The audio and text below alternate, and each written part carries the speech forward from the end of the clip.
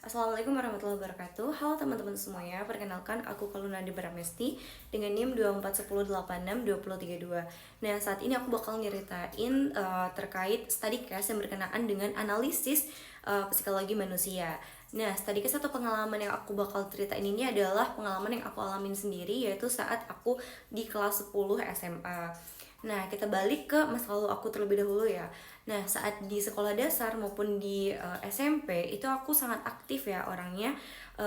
Aku tuh mengikuti banyak kegiatan lomba-lomba, baik itu lomba yang diadakan oleh pihak sekolah maupun lomba-lomba yang ada di luar nih yang diadakan oleh sekolah luar ataupun pemerintah.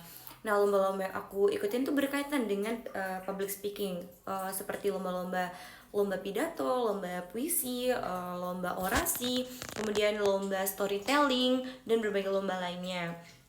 Nah, kemudian dalam hal organisasi, aku juga aktif ya mengikuti organisasi di sekolah aku dan juga berbagai ekstrakurikuler.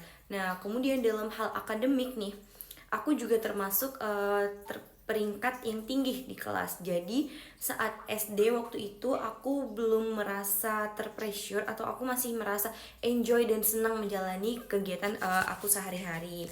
Kemudian saat di SMP aku juga masih menjalani kegiatan aku dengan senang dan enjoy, dengan masih mengikuti berbagai lomba-lomba dan juga peringkat aku di hal akademik di kelas itu juga masih termasuk yang tinggi.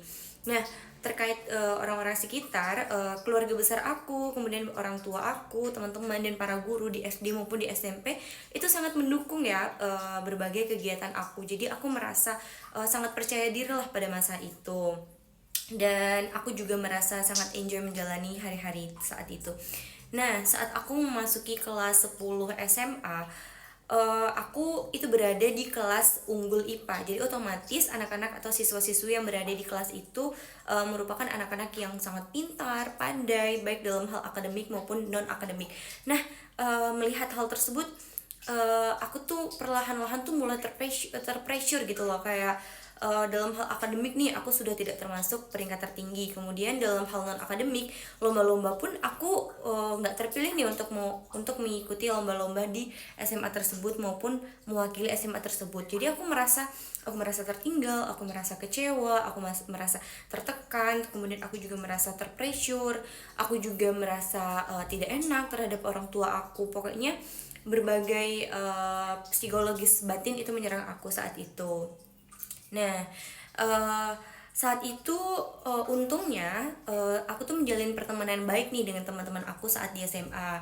Uh, saat itu aku masih merasa seperti terbebani baik secara fisik maupun batin. Nah, saat naik kelas ke kelas 11 itu aku mulai berpikir lagi nih, kalau aku kayak gini terus kapan aku berkembangnya gitu loh. Nah, saat aku mulai kelas 11 itu aku juga mendapat nasihat dari keluarga besar aku seperti kayak eh, tolong percaya diri lagi, jangan insecure gitu. Setiap orang tuh punya kemampuannya masing-masing.